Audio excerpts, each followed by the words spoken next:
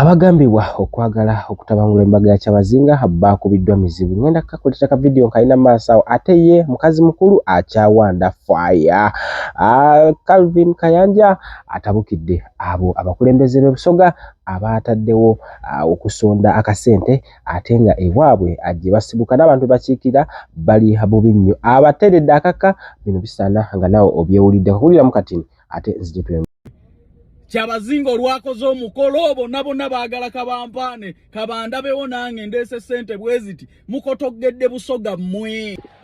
Kale ebyo nebisingawo byengenda okubanga nkuwa mu maaso awo naye nga nkujjukiza tuli Kwanda Boy UG subscribinga oba oliawo ate tusobole okuba nga tweyongerayo mbwe tuti tukuwa amawulire ate n'ebyo byotasanye kubanga osubwa n'okubanga ogenda kubanga olaba ewalala. Nkujjukiza subscribinga likinga ate tusobole okubanga tutambula mu nkola yaffe oba nga otoyingako butereevu nga family yaffe eya Wanda Boy UG. Tutambula ne bannaffe abawanda jazz abanene batuusa bujozi okuva bali ebweru Uganda.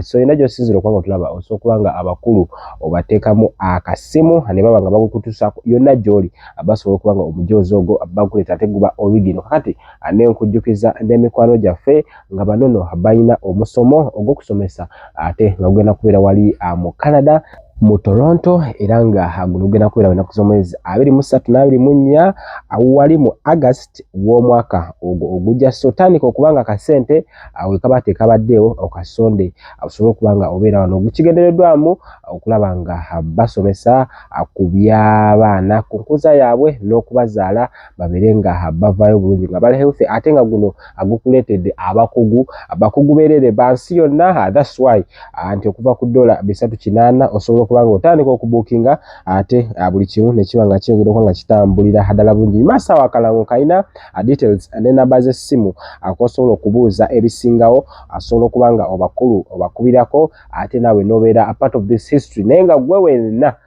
bagenda kuleetera abakugu abo abendowooza nti mu nsi yonna kusinziira ku bo bankakasiza nti bano be basinga mu nsi yonna era nga bagenda kuba nga bakusomesa gwe wenna ayagala okubeera part of this asobola okuba nga ate oba oliawo otandikirawo noba nga abakulu bayisaamu eggaali noba nga ate ekintu kino nawe okifunamu mu bulambalamba. Kakati katugende ku mukolo ogwa Kyabazinga ababadde bagala ogutabangula bwe batyo bwe bafaananye era nga bingi byasobola okuba nga bibatuusibwako almost okugenda mpaka mu ddwaliro. Kakati abakulu bano akigambibwa bavudde ku ttiimu Alison era nga babadde oluvannyuma lwa Alison okumugaana bambi bo basazeewo ne basneakinga okugezaako okuguyingira. Kakati abasoga babagambye temujja tusinikirako mannyo tetwagala kubanga atulaba kirala kyonna twagala mukolo gugende mu maaso era okukakana yeyo embeera mwe basobodde okuba nga batambuzibwa.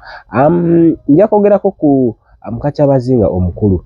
Bino byonna nga bigenda mu maaso kakati yavuddeyo wali ku TikTok ye n'asalawo okuba nga alumba nga bulijjo era yagambye tagenda kuzikiza mpaka nga kooti emaze okuba nga ensonga ze ezikolako bulungi. Kinajjukirwa yateekayo omusango era ng'ayagala $750,000 era azze ayogera ebigambo bingi nnyo n'okutuuka okuba nti yalinnya ennyonyi ajje agezeeko okuba nga alaba ensonga zino gye ziggwera bw'atyo bwe yalabise n'agamba nti gwe bingi bikyagaana kiyambi wange tugenda kusisinkana mu criminal court kitegeeza nti ensonga zeyawaaba ziriko era akyazisitandingako. Kakati mbulira wansi awo ebyaddala omukyala ono kiki kyafa ne Kyabazinga waffe ebyaddala amwagaliza mirembe oba ye ayina bibye byayisaawo. Kakati njala tunyumye mu katini awo era ombuulire gwe ensonga eno oyinza kubanga oginnyonnyola otekankulekere Calvin Kayanja ate ne bannaffe aba International Conference nabo olabe ebyaddala kiki bayisaawo olunaku olwaleero. Ngaliramu temusobola kwegatta kubasitula mu byanfuna musobola okwegatta okukolera omugagga pate ise bantu ne ine bantu mbagaliza obufumbo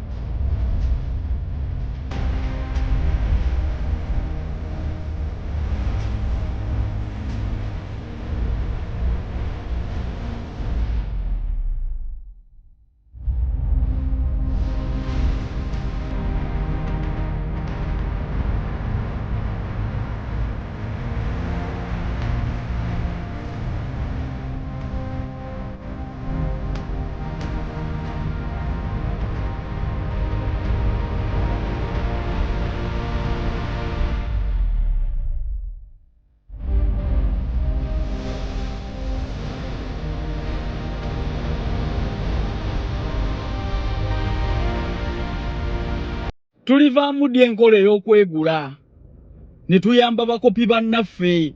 Sente ze mwakuŋŋaanyiza ku mbaga ya Kyabazinga ne mukolera omugagga pate. Kyabazinga embaga alina sente zisobola okugikola, naye mwenna olw'okwegula n'okwagala okubalaba tuleese obukadde 10, tuleese obukadde bwe buti, tuleese ne musonda biliyoni ne biliyoni ze sente okolera omugagga pate.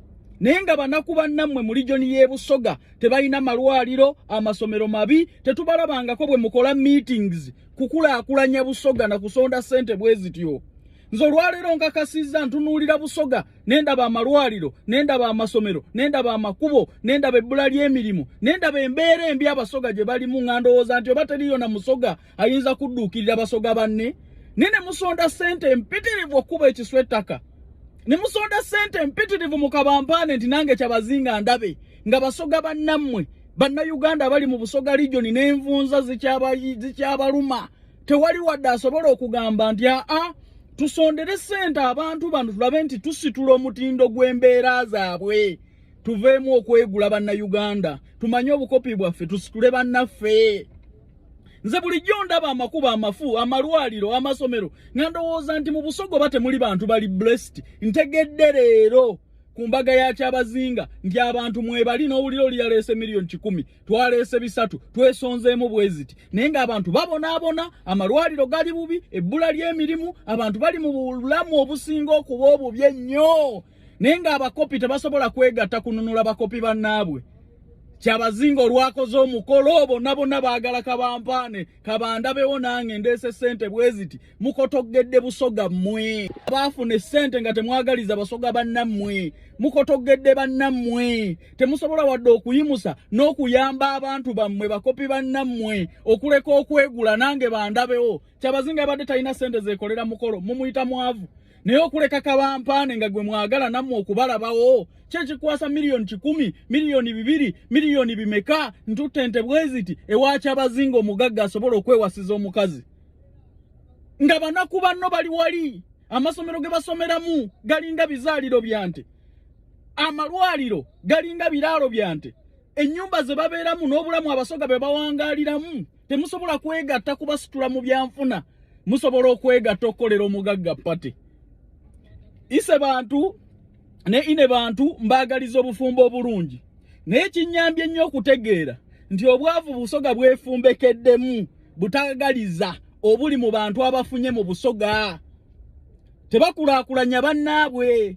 Kati sente mwazisonze, kituufu omukolo gugo gubaddewo gugenda kuggwawo, Abasoga basigale mu mbeera embi. Singa sente ezo twakoza campaign ezo kusitula Basoga bannaffe na banaku bannaffe, yo munaku ye kiki kiritegeerebwako ddi? Omunaku alituulibwako dda awalowoozebweko nti tumusondere. Omugagga lwakoze pate ndabye abeera bisiza. Muntu n'aleeta miliyoni 10, miliyoni 3, miliyoni mmeka, nga n'essomero eriri mu regioni ye, eriri mu Idudi, masomero agali mu Bugembe gakutte mu mbinabina, gali bubi, ne mutafaayo na kudduukirira bantu banaku. Gwe n'ogamba nti sente kanziweeyo baziryemu emmere. Ate mutwerabisizaako ne mugwa n'eri. Amakampani agali mu Busoga ne mulema wadde okudduukirira obulamu bw'abantu n'embeera zaabwe, nammwe ne mukwata obuwumbi n'obuwumbi bw'essente muziteeke mu kulya emmere ku mukolo. Ate nvudde ku Basoga.